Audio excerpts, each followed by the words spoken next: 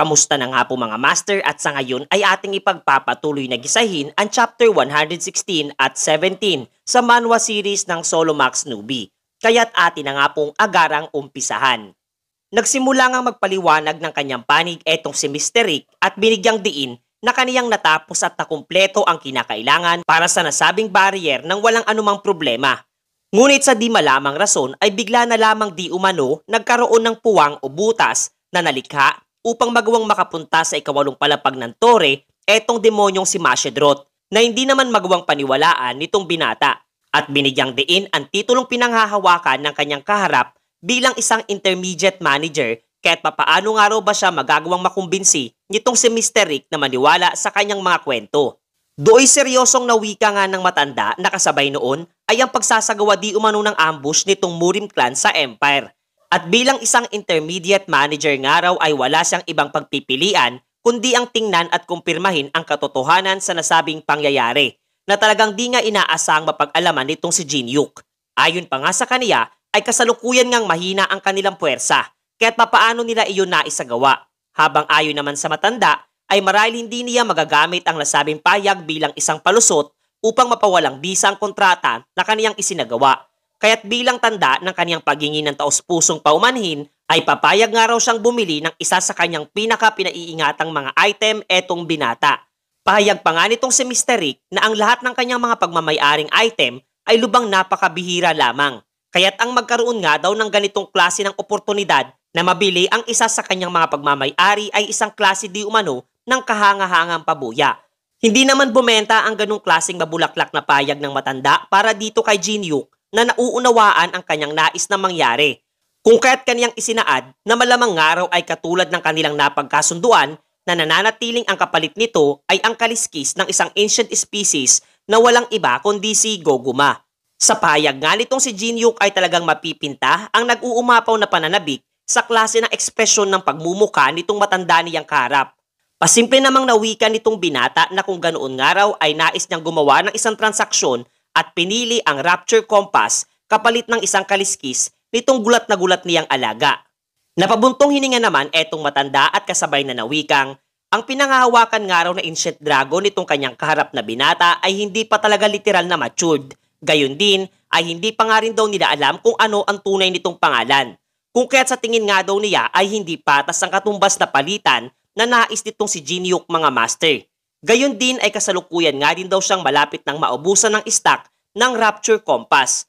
Kaya talagang di pabor ang klase ng palitang ito para sa kanya.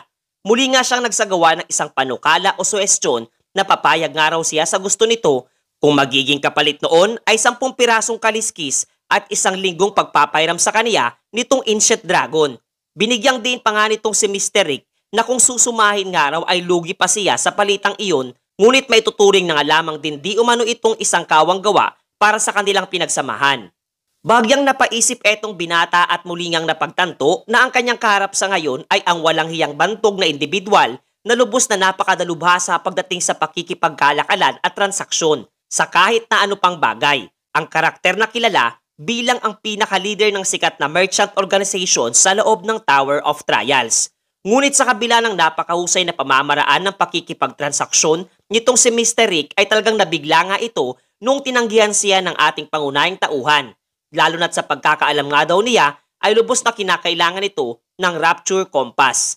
Paliwanag naman itong binata na plano nga raw sana niya na maging galante sa kanyang kausap. Ngunit masyadong mabigat ang kapalit na nais nitong makuha. Kung kaya't mas magiging mainam nga raw kung kakausapin na lamang muna niya sa ngayon etong floor manager na si Hastings. At batay nga raw sa kanyang pagkakaalam ay isang lubos na napakalaking pagkakamali ang hindi pagtupad sa kontrata ng isang floor manager at may tuturing na isang mabigat na krimen. Nagbanta pa nga siya na mula kay Carmen at sa ngayon ay eto namang si Mr. Rick. Kaya't nakatitiyak nga raw siyang hindi talaga matutuwa etong high floor manager na si Hastings. Oras na kaniya itong napag-alaman. Sa kaniyang narinig ay nabahala ng gusto etong matanda at pilit na pinahinto etong ating pangunahing tauhan. Gayon din na isinaad na pumapayag na siya sa pakikipagpalitan ng kompas para sa isang kaliskis. Pagkatapos noon ay naganda na nga itong si Jin Yuk para kumuha ng isang kaliskis mayroon etong kanyang alaga habang kinakausap nga ito sa posibilidad na medyo masakit ang nasabing pagkilos. Tila naman isang napakaamong tupa etong si Goguma at literal na nangungusap ang mga mata nito at nagmamakaawa sa kaniyang master upang hindi ituloy ang nais nitong mangyari. Pilit namang pinapahinto siya nitong ating pangunahing tauhan sa kanyang ginagawa. Ngunit mas lalo lamang itong lumuha kasabay ng paglikha ng nakakasilaw na liwanag para dito sa dalawa. At dahil nga sa nasabing insidente ay napapayag na nga lamang itong matanda na saka na lamang niya tatanggapin ang kabayaran kapalit ng item na Rapture Compass na siyang magagamit nitong binata upang matukoy ang mga lokasyong nagtataglay nito sa loob ng tore. At labis na nakiusap na hanggat maaari sana ay panatilihin itong ating pangunahing tauhan na lihim ang nasabing insidente para dito sa high floor manager na si Hastings na sinang-ayunan naman itong binata. Gayon din na isinad pa nga niya ang kanyang pagkabahala sa patuloy na pangingialam nitong lower floor manager na si Carmen sa mga bagay at aksyon na kaniyang isinasagawa. Kaya't nararapat nga daw ito na tumanggap ng kaukulang kaparusahan batay sa bigat ng pagkakasala laban sa mga kagaya niyang player. Siniguro naman nitong si Mr. Rick ang naghihintay ditong kaparusahan at tinitiyak niyang hinding-hindi na magpapakita pang muli dito kay Jinhyuk ang pagmumukha nitong lower floor manager na si Carmen. Sa ibang dako naman sa loob ng nasabing tore ay makikita natin etong takot na si Carmen na inaamin nga ang kanyang pagkakamali at lubos na nagmamakaawa para sa kaniyang buhay habang nasa harapan ng isang kakaibang rebulto. Labis nga siyang humihingi pa ng isang pagkakataon upang makabawi sa nagdaang kahiyang aksyon na kanyang naisagawa sa loob ng ikawalong palapag. Sinagot naman siya nitong isa pang individual na kasalukuyang nakaupo sa isang trono na hindi lamang isang simpleng pagkakamali ang kanyang naisagawa. Kaniya nga rin di umanong pinagsama ang 8 at 9 na palapag upang sana'y di mabigo etong takot na si Carmen. Idagdag pa nga raw dito na kapwa naroroon din di umano ang isang high-ranked demon. Inihanda nga raw niya ang lahat ng mga iyon kahit papaano nito nagagawang sabihin sa kanya na isa lamang itong pagkakamali sa halip na tawaging kabiguan. Galit nga nitong nawika na ito nga raw ang patunay ng kakulangan at kawalan ng sapat niyang angking kakayahan. Agaran ngang pinuluputan ng napakaraming tila ba mga galamay etong si Carmen habang patuloy lamang sa pagsasaad ng pagmamakaawa at paghingi muli ng isa pang pagkakataon. Kaya tuwag nga raw sana siyang patayin nitong kanyang itinuturing na bossing na wala ngang iba kundi etong si Hastings na siya palang lumika ng problema sa nagdaang pagkilos ng ating pangunahing tauhan. Na-question pa nga nitong nasabing high floor manager na bakit nga raw ba siya napalilibutan ng mga hangal na individual. Gayon din napatingin nga siya sa harapan ng kakaibang rebulto at isinaad na hindi nga raw nito kinakailangan mangamba ng gusto sapagkat tinitiyak niyang walang sino man ang magagawang makalapit sa kanyang sanktuaryo habang kasabay na nagpakita naman ng kakaibang ekspresyon etong pagmumuka ng babaeng rebulto mga master. Sa sumunod ngang araw ay in-upload na ang nasabing video ng tagumpay ng ating pangunahing tauhan sa ikawalo at 9 na palapag ng tore sa Hall of Fame ng Tower of Trials. Gayon din ay bago nga ito napanood ng iba ay agarang na-edit na ito ng intermediate floor manager na si Mr. Rick. Umani nga ito ng samot-saring komento sa mga netizens at naikumpara ang abilidad ng manlalarong si Unknown para dito kay Jinhyuk at talagang walang kamalay-malay na ang dalawang ito ay iisang tao lamang. Pagkatapos ay muli nating makikita etong si Jinhyuk na bumalik sa unang palapag kung saan matatagpuan ang Hall of the Brave. Aniya ay 7 beses nga raw itinaas ng kanyang naging pag-level up matapos ang nagdang raid niyang naisagawa. Maya-maya ay dumating nga dito etong si Alice na kaniya palang hinihintay. Natanong nga niya etong babaeng vampira kung umayon sa kanilang nais na mangyari ang kanilang pagkilos na isinagawa. Inilabas nga nitong babaeng vampira ang 4 weights necklace habang marahang nawika na oo, subalit hindi nga raw ito nakikinig sa kaniyang mga paliwanag at literal na hindi sang-ayon pagdating sa isang partikular na bagay. Ipinakita nga sa atin ang 15 minuto bago ang kanilang naging pag-uusap kung saan nga ay makikita ang ginamit nitong si Alice ang kanyang skill na Blood Road sa isang vampirang nakandusay sa lapag upang muli itong buhayin. Ito nga ay walang iba kundi ang tapat niyang alagad na si Bellius na agaran niyang tinanong kung muli ay handa niya siyang paglingkuran sa pagkakataong ito. Agaran naman siyang sinagot nitong lalaking vampira ng oo at handa niya itong isagawa panghabang buhay. Ngunit agarang nagbago ang lahat at napuno ito ng matinding galit buwat ng kanyang mapag-alaman ang tungkol sa kontratang namamagitan sa kaniyang bossing at sa tusong binatang si Jinhyuk. Binigyang diin nga niya na hindi ito katanggap-tanggap at mas gugustuhin na lamang niyang mamatay kaysa lunukin ang dignidad na mayroon siya. Napabuntong hininga na nga lamang etong pangunahing tauhan at pagkalabas nila ng tore ay mapipinta ang tila ba takot na pagmumukha nitong si Alice habang pinagmamasdan ang kalunos-lunos na sinapit ng kanyang tapat na alagad mula sa sadistang mga kamay ni Jinhyuk na muli ngang nagpanumbalik ng trauma na kanya ring pinagdaanan sa nakaraan mga master. Kapwa nga dinanas nitong si Belius ang naunang mapait na karanasan ni Alice habang marahan nitong isinasaad na masasanay din siya at mauunawaan na isa ring mabuting tao etong si Jinhyuk.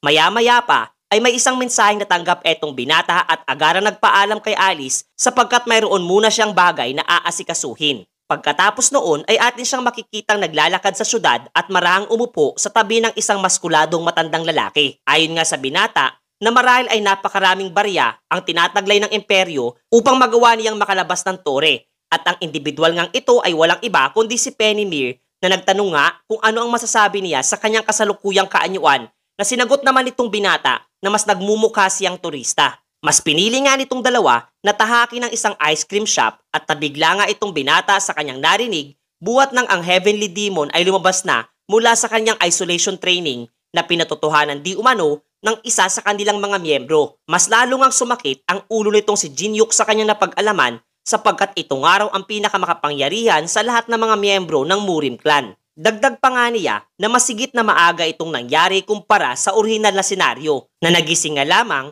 matapos nga raw na makalabas siya sa gitnang palapag ng tore. Mukha nga raw ang orthodox faction ng Murim ay nagpa siya ng simulan ang pakikipagdigmaan laban sa imperyo kasama ang Heavenly Demon. Do'y daglian nga niyang tinanong etong si Pennymeer kung ito ang pinakarason ng pagkontak nila sa kaniya buhat sa ninanais nilang kaharapin nito ang Heavenly Demon. Agara naman itong pinabulaanan ng matanda at inihayag na ang ganoong mga klase ng bagay ay higit na sa kahilingan na pwede nilang hingin mula sa tagalabas ng tore na mas lalong pumukaw sa interes ng binata. Habang patuloy pang ang inilalahad ni Pennymeer na noong naganap ang pagsalakay ng Murim, ang kanilang nga daw defense system ay nakapagtatakang napawalang bisa sa di malamang rason at batay sa kanilang pagsasaliksik ay kanilang natukoy na mayroon nga daw ang mga itong mata sa loob ng kanilang hanay mga master. Naunawaan nga nitong binata ang posibilidad na mayroong espiya sa loob ng imperyo na sinang-ayunan naman nitong matanda. At iyon nga raw ang pinakarason ng kanilang pagkontak sa kaniya at nais nilang matukoy nitong binata kung sino ang nasabing mga individual. Dagdag pa nga nito na kung kaniya nga raw mahuhuli ang mga naturang espiya ay kanilang ipagkakalob sa kaniya ang pinaka-naaakmang ruta patungo sa mas mataas na palapag ng tore batay sa kanilang nalalaman. Kasama na dito ang suporta ng buong imperyo. Kasabay ng pag-alis nga nitong matanda at nawikang muli na nga lamang niyang kukontakin etong binata kapag kanilang naihanda na ang lahat ng mga kinakailangan. Gayon din ay nag-iwan nga ito ng isang babala para kay Jinhyuk sapagkat ayon pa nga raw sa mga impormasyong nakalap ng kanila ring mga kapwa-espiya, ang Murim ay nagsasagawa sa ngayon ng lihim na paghahanda para sa isang napakalaking adhikain. Hindi lamang para sa loob ng tore, kaya't dapat daw maging handa etong pangunahing tauhan sa anumang mangyayari aniya. Matapos noon ay makikita nating marahang nagninilay-nilay nga itong ating pangunahing tauhan mula sa lahat ng mga impormasyon na kaniyang napag-alaman. Mula sa pangingialam ng lower floor manager sa ikawalong palapag, etong pagdating ng isang high-ranking devil, ang muling paglabas ng Heavenly Demon at ang digmaang nagaganap sa gitnang bahagi ng tore. Aniya, ang lahat nga raw namang nangyayari sa ngayon ay mas mabilis pang nagaganap kumpara sa orihinal na mga senaryo. Kaya't na-question nga niya ang kanyang sarili kung magagawa nga daw ba niyang makasabay mula sa mga nasabing nakababahalang impormasyon. At buhat sa labis nga niyang pag-aalala ay hindi niya sinasadyang nabasag ang lahat ng mga salaming nasa kanyang harapan mula sa tindi ng presyo na inilalabas ng kanyang kapangyarihan. Labis nga itong ikinabiglang masilayan ng lahat ng mga taong naroroon habang kapwa naman kaniyang napagpasyahan na kinakailangan niyang libangin muna ang sarili at ilayo sa mga problema ang kanyang kinakaharap. Pagkatapos ay pinakitang muli eto si Jinhyuk na pumasok sa tinatawag na theme park na matatagpuan sa loob ng unang palapag ng tore. Kasama nga niya etong si Alice habang agara namang naging overprotective etong alalay niyang si Belius na ang tanging iniisip sa ngayon ay mas kinakailangan niyang mas pag-usayan pa ang kanyang pagiging isang tagapagbantay na hindi naman nagusto ang masilayan nitong si Alice sapagkat kinakailangan nga daw nitong masanay na umastang normal kapag sila ay nasa labas na at nasa harapan ng ibang nilalang. Maya-maya ay dumating na rin sa nasabing lugar etong si Teresa na agarang napuna nitong binata na tila ba nahihiya ito sa kanya. Sapagkat palihim pala itong nadidismaya buwat sa inaakala niyang magiging isa itong romantikong date at masosolo niya etong binata. Nilapitan naman siya nitong si Jinhyuk na walang kaide-ideya sa naiisip ng dalaga at nawika ngang wag na itong mahiya pa sapagkat nauunawaan niya ang rason kung bakit ito tumanggi sa kanyang naunang paanyaya para maging miyembro ng Veterans Company. Kasunod nito ay dumating na rin etong dakilang stalker ng ating pangunahing tauhan na agarang mapipinta ang pagkainis at lubos na inaasahan nga raw ang pangako nitong magsasagawa sila ng pagsasanay sa loob ng nasabing lokasyon.